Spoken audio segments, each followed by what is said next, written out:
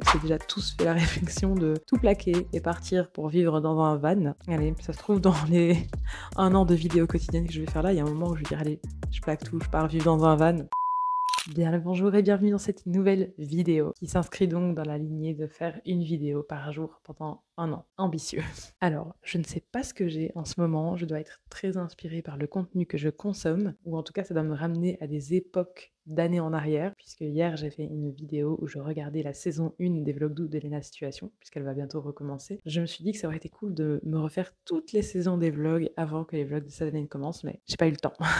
Et je ne sais pas, c'est sûrement le fait de revenir en arrière comme ça, mais ça m'a fait penser à une youtubeuse que j'avais découverte à l'époque où elle avait commencé à poster des vidéos, qui avait connu une croissance fulgurante et puis qui ensuite a disparu de YouTube. Je parle de la youtubeuse Jenelle Eliana. En seulement quelques semaines, elle est passée de 0 à plus d'1 million d'abonnés. Franchement, c'était incroyable. C'était à se demander comment elle avait fait. Est-ce que c'était le hasard? Est-ce qu'elle avait une stratégie bien pensée? Est-ce que ce serait pas la croissance la plus rapide de YouTube finalement? Je sais pas. Ça m'avait beaucoup questionné à l'époque. Jenelle Eliana, c'est donc une jeune femme qui s'est fait connaître en sortant des vidéos sur YouTube où elle présentait tout simplement sa vie dans son van. Le fait de vivre dans un van et de partir en road trip, etc., c'est un thème pas si rare, qu'on a beaucoup vu autour de nous, donc c'est pour ça que c'était étonnant aussi. Pourquoi est-ce qu'un thème assez commun, finalement assez fou dans le quotidien de quelqu'un, mais assez commun sur les réseaux, comment ce simple thème, entre gros guillemets, pouvait faire décoller la chaîne de quelqu'un, ça a été un mystère pour moi. Et en même temps, pas tellement, parce que quand j'ai cliqué donc sur ses premières vidéos, j'ai trouvé que déjà, elle présentait très bien, les miniatures, elles étaient bien soignées, elles étaient pleines de couleurs, c'était une vue un peu d'ensemble de son van, de elle devant son van, et ouais, elle était souriante, elle avait une bonne vibe, donc forcément, je crois qu'on accroche à ce genre de profil. Et puis, même si le côté vivre dans un van, partir en road trip dans un van, c'était très commun sur les réseaux, encore une fois, mais le côté un peu plus atypique du fait de vivre dans un van, de partir en road trip ou que sais-je, c'est qu'elle avait un animal de compagnie. Alors vous allez me dire, c'est pas si rare non plus, il y a beaucoup de gens qui partent avec leur chat, leur chien, on voit plein de vidéos comme ça sur les réseaux sociaux, mais elle, c'était un serpent.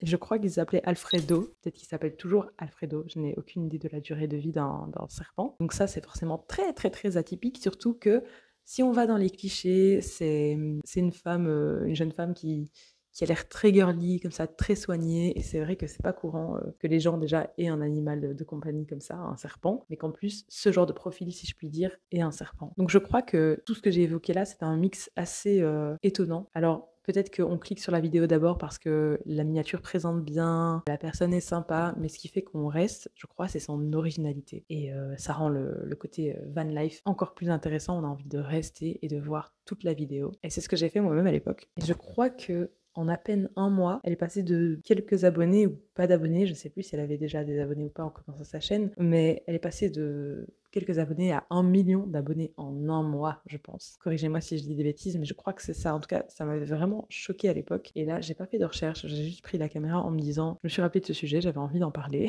dans ma vidéo du jour. Et outre le fait que je pense qu'elle a commencé sa chaîne en faisant un van tour, elle a continué avec des sujets très intéressants. Donc par exemple, comment est-ce que je prends ma douche alors que je vis dans un van? Et encore une fois, je me dis, mais ça doit pas être si hors du commun de faire ce genre de vidéo. Et pourtant, je sais pas, il y avait un vent de fraîcheur, il y a un truc que j'arrive pas à identifier.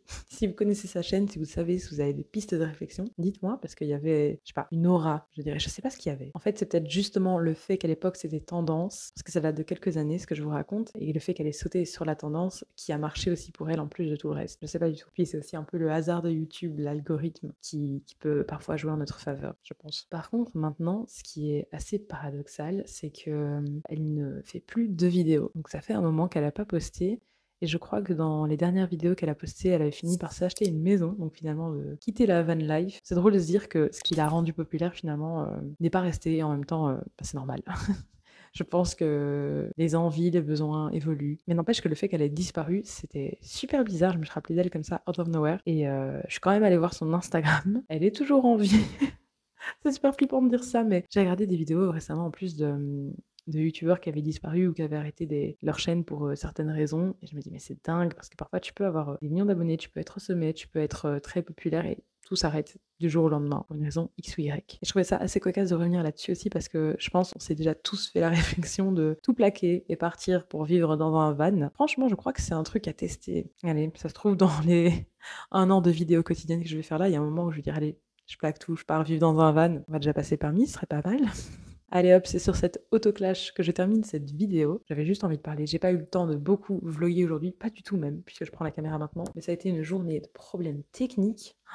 Je vous le dis, c'était pas ma journée du tout, du tout, du tout. J'ai perdu tellement de temps avec des problèmes techniques, de fichiers, de compatibilité, de problèmes techniques d'appareils qui... Ouah, je vais même pas rentrer dans les détails. C'était lourd, c'était lourd, c'était lourd. Je suis contente que cette journée touche à sa fin. J'ai mangé un bon plat de pâtes avec du guanciale, c'était délicieux. Donc voilà, la soirée est bien meilleure que la journée et je me suis dit, on n'oublie pas l'objectif, on vlog, peu importe si c'est un petit sujet que j'aborde comme ça de manière légère ou si c'est des choses un peu plus en profondeur, avec un peu plus de recherche, ou bien alors est-ce que c'est un vlog de ma journée, ou bien alors est-ce que je me dis aujourd'hui, ok, j'ai un concept en tête, j'ai envie de faire ça, tel défi ou telle chose fun, aller visiter des trucs, faire un truc avec mes potes et vlogger, peu importe, du moment que je fais une vidéo par jour, c'est ça l'objectif. Donc forcément, il y aura des moments très chill comme ça, il y aura des moments plus animés. J'espère que ça me fera sortir de ma zone de confort et j'espère que ça va booster encore un peu plus ma créativité. Voilà, finalement, ce n'est pas sur l'autoclash que je me laisse, mais sur ces bonnes paroles. Et à demain, bye!